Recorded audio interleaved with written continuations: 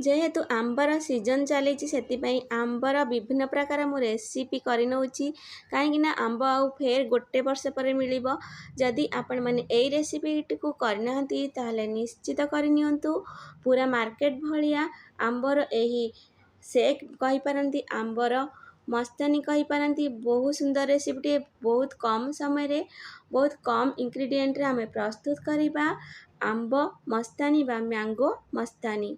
जदि मोर रेसिपीटी भल लगी थाए लाइक शेयर कमेंट करेंगे एवं नुआ थिले मोर चैनल टी को निश्चित सब्सक्राइब करेंगे।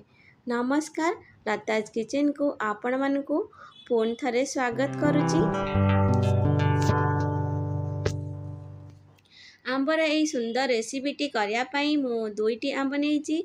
एटा होची हिमसागर आंब। आपण माने आकु कोन कुहंती निश्चित कमेंट रे जणेबे। प्रथम आकु आमे भल से धोई नबा। धोईकी ताकू एमती भाबरे काटी नेकी आंबर पल्प गुडी को बाहर कर नबा।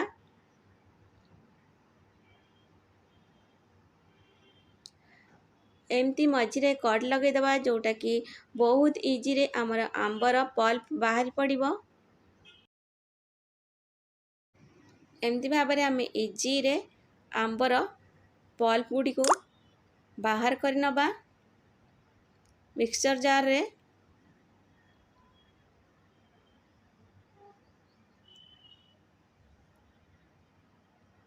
एबे देखंतु मोर सबुतक आंबर मांस बा पल्प गुडी को बाहर कर नेची। एबे सेतिरे आमे क्षीर दबा आउ स्वाद अनुसार आपण जेतिकी मिठा खाइबे से अनुसार चीनी दे पारिबे। जेहेतु आंबटी मोर बहुत मीठा अच्छी से मु एटी कम चीनी नेची। एबे ताकू आमे पेस्ट बनै नबा।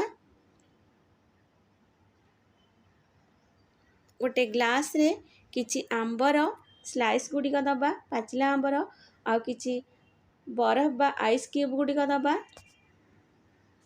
जोटा कि बहुत ठंडा ठंडा आंबर सेक बा आंबर मस्तानी आमको मिलिबो पिया पई बहुत बढ़िया लागिबो।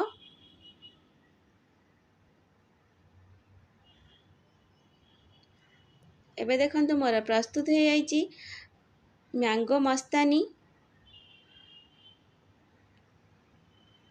तापर आमे ड्राई फ्रूट्स रे सजे दबा। आपण चाहिए एटी आइसक्रीम देकरी भी पी पारिबे जोटा बहुत बढ़िया लागिबो किंतु मु एटी देइनी एमती नॉर्मल पीची। रेसिपीटी केमती लागिला निश्चय जणेबे। Thank you.